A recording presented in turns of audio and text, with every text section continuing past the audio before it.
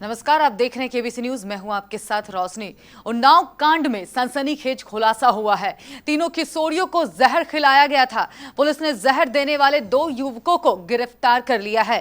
Police के अनुसार एक तरफा प्यार में वारदात को अंजाम दिया गया है। किशोरियों को पहले चिप्स खिलाया गया, फिर पानी के बहाने कीटनाशक पिला दिया गया था। आईजी लक्ष्मी सिंह ने मामले का खुलासा करते हुए बताया कि मृतक लड़कियों के परिजनों को मुख्यमंत्री राहत कोष से 5 लाख और घायल किशोरी को 2 लाख रुपए दिया जाएगा। एक तरफा प्रेम में पागल आरोपी विनय ने यह सोच लिया था कि वह किशोरी को मना लेगा। किशोरी की चुप्पी पर उसे लगा कि वह मान जाएगी। 12 फरवरी को उसे मनाने का एक और प्रयास किया, लेकिन वो नहीं मानी। 14 फरवरी को वैलेंटाइन डे पर उसने खेत में किशोरियों को मुलाकात करने के लिए बुलाया और उसे फूल देकर प्रपोज भी किया। प्रस्ताव ठुकरा कर चले जाने पर वह आग बबूला हो गया था और उसकी हत्या करने की योजना बना डाली। आरोपी ने स्वात टीम को इसकी जानकारी दी है। पुलिस की पकड़ में आने के बाद आरोपी विनय गुनाह कबूल कर रोया और अपनी करनी पर पछताया भी। उसने कहा कि उन दोनों को जान से मारने का उसका कोई इरादा नहीं था। नमकीन खाने के बाद दोनों ने पानी मांगा तो सच उजागर होने के डर से वह मना नहीं कर सका। स्वात टीम प्रभारी गौरव कुमार ने बताया कि नाबालिग से आरोपी को राहत दिलाने का विश्वास दिलाया तो उसने विनय की करतूत उजागर कर दी। आरोपी विनय की कॉल डिटेल से पता चला कि उसका कई अन्य युवतियों से भी संपर्क था। घटना के वक्त उसके मोबाइल की लोकेशन भी उसी खेत में पाई गई जहां दोनों किशोरियों के शव मिले हैं। फॉरेंसिक टीम को मौके पर वह बोतल भी मिली थी जिसमें हत्यारोपी पानी में जहर मिलाकर ले गया था। नमकीन का खाली रैपर भी पड़ा मिला है। उन्नाव में बुधवार को असोहा थाना क्षेत्र के बबुराहा नाले के पास सूर्यपाल के सरसों के खेत में बेहोशी की हालत में 3 किशोरियां मिली थी। अस्पताल पहुंचने पर दोनों किशोरियों की तो मौत हो चुकी थी, जबकि एक किशोरी का अब भी इलाज चल रहा है। तो ये समय बता रहा है, उस समय सीडीआर एनालिसिस में इसकी उपस्थिति उस जगह पर पाई गई है।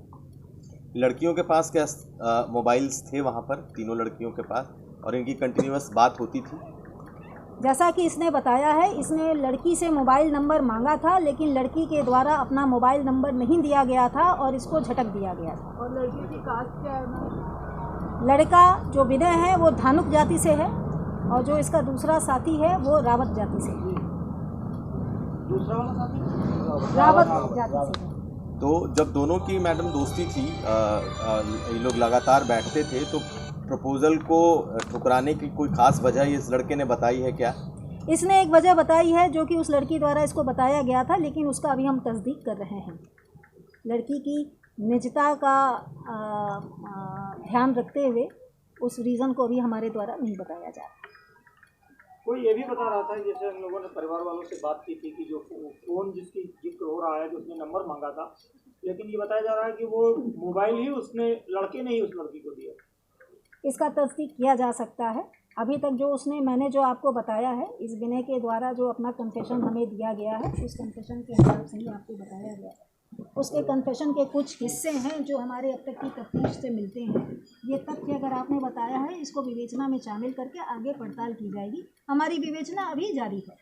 आप ये इंडिकेट, इसके पूरे बयान का कोरॉबोरेशन जब हम कर लेंगे तो आपको नई बुलेटिन भी जारी करेंगे। आप ये इंडिकेट कर सकती हैं क्या कि चूँकि नाबालिग हैं तो नाम बेशक आप नहीं बताएंगी, कौन तीनों में वो कौन सी लड़की है जिसके साथ उसके संबंध है? जिस बच्ची का भी इलाज चल रहा है उससे इसको प्यार था। विनय को? जी हाँ, तीनों बच्चियों की फ़ोटो इसको दिखाई गई थी ताकि तस्दीक किया जा सके, और तीनों को इसने बताया है, आइडेंटिफाई किया है, और जिस बच्ची का भी इलाज चल रहा है उसके साथ इसने अपने संबंध, अपना एक तरफा प्यार होना बताया है। सिर्फ प्यार तक ही ये बात थी या किसी तरह के और जोर जबरदस्ती के संबंध भी सामने आए? नहीं, जोर जबरदस्ती की बात से ये मुकरा है और यही इसके संभवतः आक्रोश का कारण भी रहा है। आज लड़की की मां ने ये आरोप लगाया है कि उनकी बच्चियों के साथ कुछ गलत हुआ है। क्या पहले पहुंचकर बच्चियों को नहीं देखा गया था? जो सबसे पहले मौके पर पहुंचे थे उनके पीछे एक बच्ची की मां भी पहुंची थी। उस बच्ची का मां का स्टेटमेंट कल आया था। पोस्टमार्टम की रिपोर्ट में किसी भी प्रकार का लाइगेचर मार्क या किसी भी प्रकार की एंटीमॉर्टम इंजरी नहीं आई है। आरोपी द्वारा अपने कन्फेशन में इस बात को नकारा गया है। इस बात से उससे कड़ाई से पूछताछ भी की गई थी, लेकिन उसके द्वारा नकारा गया है चूँकि उनके दोस्ताना संबंध थे, वो रोज़ बैठ के कुछ खाते पीते थे, गपशप करते थे। इसी विश्वास में बच्चियों ने उसका दिया हुआ नमकीन खाया, उसका दिया हुआ पानी पिया, और वो बात करते जब पानी पीते ही वो गिर गए और उनके मुंह से झाग आना शुरू हुआ, तब ये पैनिक में उठ के भागा है।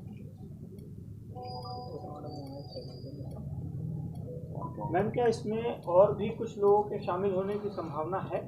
अभी तक के घटनाक्रम में जैसा परिस्थितिजन्य साक्ष्य हमें मिले हैं, कल कॉम्बिंग के दौरान जैसे साक्ष्य मिले थे, और आज जो मुखबिर की सूचना थी, इन 2 लोगों को ही दौड़ते हुए देखा गया था, और 2 को पूछताछ में अभी तक उनके द्वारा किसी अन्य का नाम नहीं लिया गया है। तो जो बातें इस लड़के ने बताई हैं, विनय नाम, क्या उसका कोरोबोरेटिव एविडेंस जो है वो उससे मैच कर रहा है कि जो ये कह रहा है वही सच है?